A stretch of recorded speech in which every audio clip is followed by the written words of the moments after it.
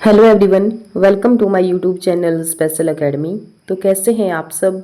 I hope आप सब बढ़िया होंगे और आपकी तैयारी भी अच्छे से हो रही होगी। और देखिए, आज के जो हमारे क्वेश्चन रहेंगे वो रहेंगे अर्थशास्त्र से संबंधित, इकोनॉमी से संबंधित। और देखिए, अगर आपको हमारी ये वीडियोज़ अच्छी लगती हैं तो वीडियो को लाइक ज़रूर कर दिया कीजिए और अपने दोस्तों के साथ शेयर ज़रूर करें। पहली बार हमारे चैनल पर विज़िट कर रहे हैं तो चैनल को सब्सक्राइब ज़रूर करें, क्योंकि यहाँ पर आपको जो है तो आपके पेपर के हिसाब से क्वेश्चन जो है तो बताए जाएंगे। तो चलिए शुरू करते हैं। पहला क्वेश्चन है हमारे पास, पूरक वस्तुओं की मांग जानी जाती है।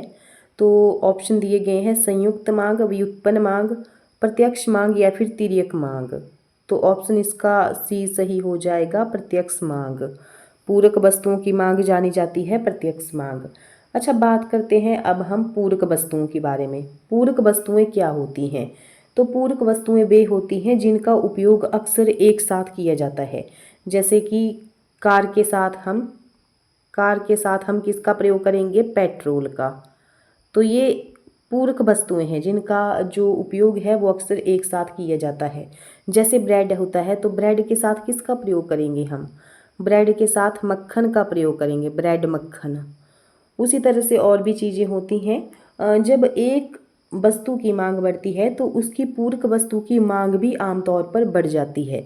अब जैसे हम कार की मांग करेंगे, कार हमारे पास आ गई तो उसके साथ साथ पेट्रोल की भी मांग बढ़ जाएगी, क्योंकि कार जो है तो पेट्रोल के बगैर चलेगी नहीं। इसलिए जो है तो ये पूरक वस्तु होती हैं। पूरक वस्तु क्या बताई मैंने? जिनका उपयोग अक्सर एक साथ किया जाता है। जैसे कि कार और पेट्रोल, ब्रेड और मक्खन। जब एक वस्तु की मांग बढ़ती है तो उसकी पूरक वस्तु की मांग भी अक्सर बढ़ जाती है। उसी तरह से बात करते हैं हम प्रत्यक्ष मांग की। अभी हमने प्रत्यक्ष मांग पढ़ा, प्रत्यक्ष मांग इसका सही आंसर आया।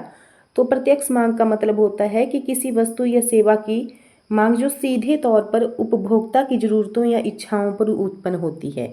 ये कैसी है? जो उपभोक्ता है उसकी इच्छाओं के ऊपर, उसकी जो ज़रूरतें हैं उनके ऊपर ये निर्भर करती है।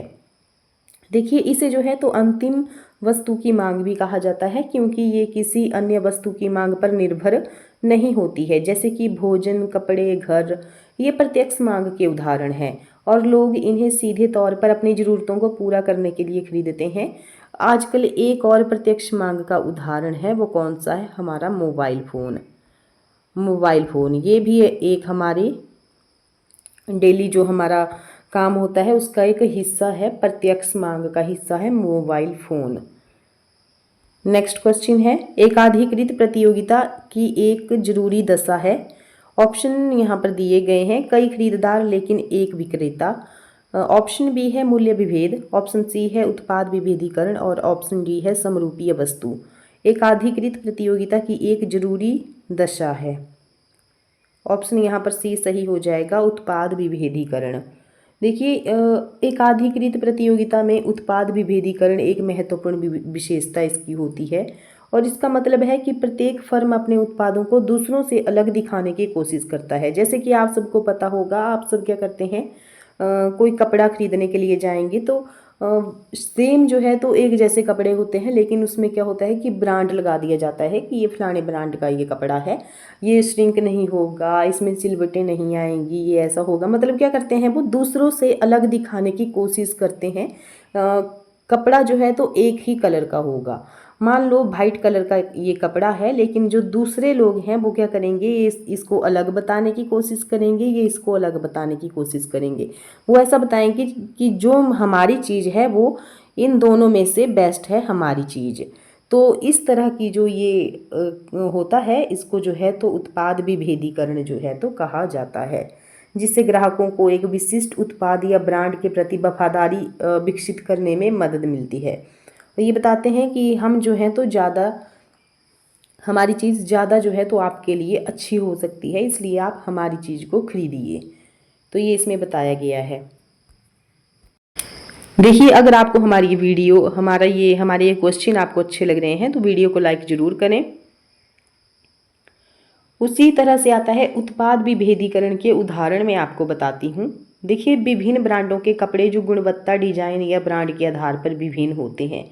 अभी मैंने ये वाला आपको बताया इसका एग्जाम्पल कपड़ों के बारे में। उसी तरह से विभिन्न रेस्तरां जो अपने भोजन या वातावरण के आधार पर भिन्न होते हैं, और उसी तरह से विभिन्न व्यक्तिगत देखभाल जो उत्पाद और गुणवत्ता, सामग्री या सुगंध के आधार पर भिन्न होते हैं। ये क्या होते हैं? उत्पाद विभेदीकरण के ये उदाहरण हैं। उसी तरह से एक और क्वेश्चन बनता है, एकाधिकृत जो प्रतियोगिता है, ये एकाधिकृत जो प्रतियोगिता है इसका सिद्धांत किसने दिया था? एकाधिकृत प्रतियोगिता का सिद्धांत किसने दिया था? तो एडवर्ड, देखिए एडवर्ड एच चैम्बरलिन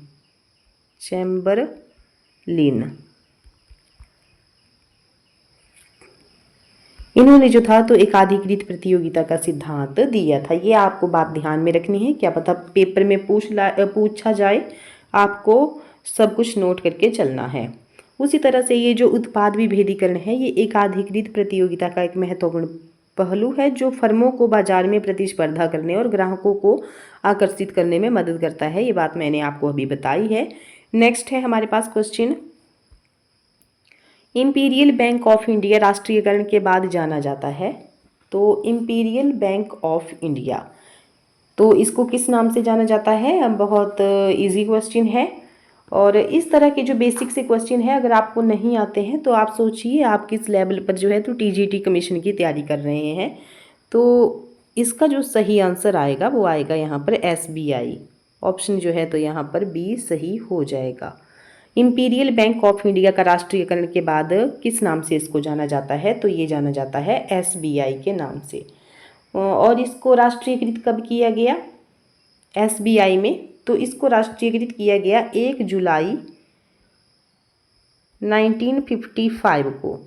अच्छा, इसके बारे में थोड़ा सा डिटेल में जान लेते हैं। देखिए जो वर्ष 1921 है, 1921 में बैंक ऑफ बंगाल और 2 अन्य प्रेसिडेंसी बैंकों को, बैंक ऑफ मद्रास और बैंक ऑफ बॉम्बे, ये आपको ध्यान रखना है। 1921 में 2 बैंक हैं, एक तो बैंक ऑफ मद्रास है, बैंक ऑफ मद्रास, और दूसरा क्या है? Bank of Bombay. इनको जो है तो मिला करके इन दोनों को मिलाया गया और फिर किस बैंक की स्थापना की गई? तो इंपीरियल बैंक ऑफ इंडिया की स्थापना की गई। इनको मिला करके मद्रास बैंक को और बॉम्बे बैंक को मिला करके 1921 में इंपीरियल बैंक ऑफ इंडिया को बनाया गया। और फिर इसके बाद क्या हुआ कि वर्ष जो है तो 1955 को, ये 1955 को फिर इसके बाद इसको क्या स्थान दिया गया? तो इसको जो है तो एसबीआई का स्थान दिया गया। देखिए एक क्वेश्चन हमारा बनता है पेपर में, 14 बैंकों का राष्ट्रीयकरण किस पंचवर्षीय योजना में हुआ था? तो 14 बैंकों, आपको ध्यान रखना है क्वेश्चन को, 14 बैंकों का राष्ट्रीयकरण किस पंचवर्षीय योजना में हुआ था? तो वो हुआ था चौथी पंचवर्षीय योजना में। चौथी पंचवर्षीय योजना में एक्सपेक्टेड क्वेश्चन है, पेपर में पूछा जा सकता है ना, तो आपको ध्यान रखना है इस बात का। और ये जो योजना है वो 1969 से 1974 तक चली थी। और उस टाइम जो है तो किसकी सरकार थी? तो देखिए इंदिरा गांधी हमारी प्रधानमंत्री थी, इंदिरा गांधी की सरकार थी। देखिए सबसे पहले जो है तो पंचवर्षीय योजना है। सबसे एक क्वेश्चन बनता है, सबसे सफल पंचवर्षीय योजना कौन सी थी? सबसे सफल जो पंचवर्षीय योजना है वो कौन सी रही है? तो आपको याद रखना है, ऑप्शन में आएगा तो छठी पंचवर्षीय योजना जो है तो सबसे सफल पंचवर्षीय योजना उसको माना जाता है। इसमें जो है तो इसमें 5.2% की विकास दर का लक्ष्य रखा गया था। 5.2% की विकास दर का लक्ष्य रखा गया था, जबकि वास्तविक जो विकास दर थी वो कितनी रही थी? 5.7% रही थी। जो उनकी उम्मीद थी तो उम्मीद से ज़्यादा जो है तो इसने काम करके दिखाया था, इसलिए जो है तो ये उसकी उपलब्धि का हिस्सा थी। इसकी सफलता के कारण थे जैसे कि कृषि और औद्योगिक विकास पर ध्यान, आर्थिक स्थिरता, रोजगार सृजन, ये इसका मेन लक्ष्य था। नेक्स्ट है CRR का पूर्ण रूप क्या है? CRR का पूर्ण रूप क्या है? ऑप्शन देखिए दिए गए हैं और इसका जो सही आंसर आएगा वो आएगा cash reserve ratio. Next question है, कर प्रणाली है एक, तो कर प्रणाली है taxation is a tool of, तो क्या आएगा इसका सही आंसर? मजदूरी नीति, मूल्य नीति, राजकोषीय नीति या फिर मौद्रिक नीति। कर प्रणाली है एक राजकोषीय नीति। ऑप्शन यहाँ पर सी सही हो जाएगा।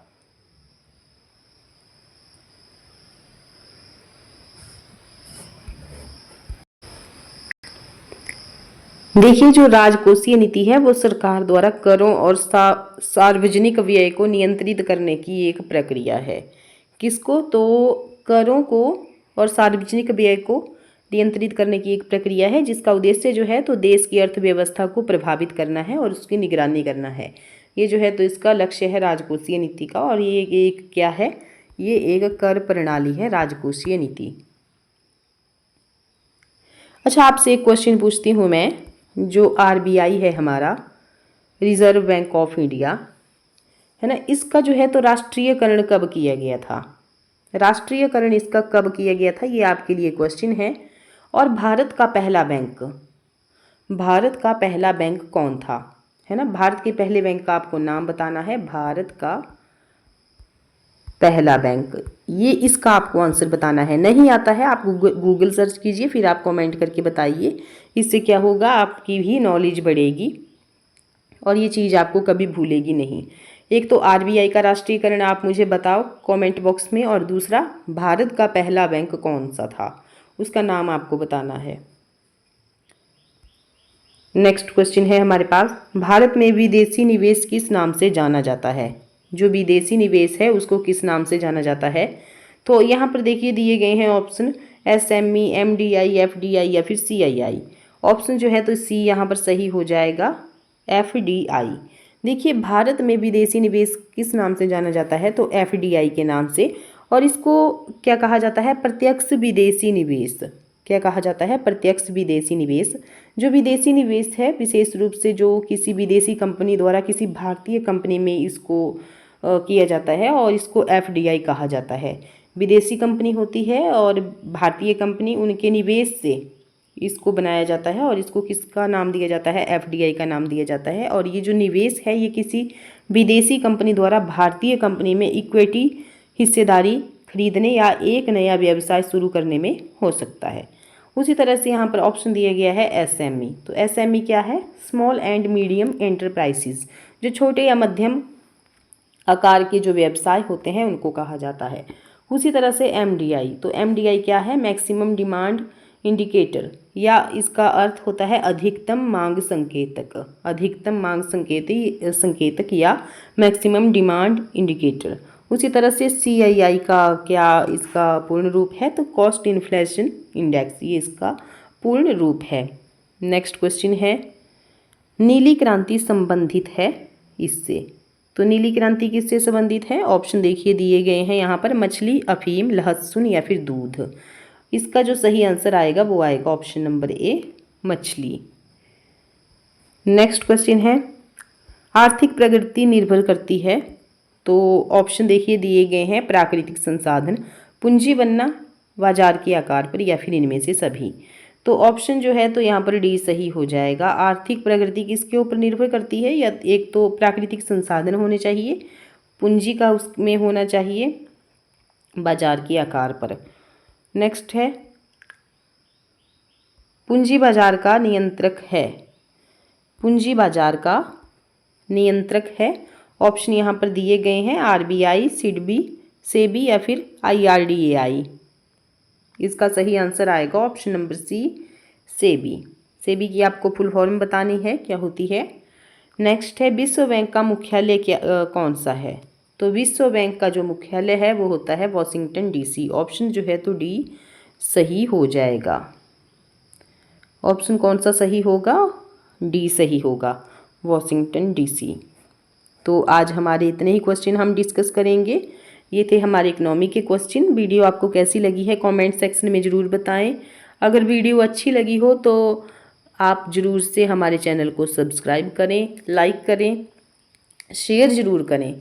तो मिलते हैं हम नेक्स्ट वीडियो में। Thank you.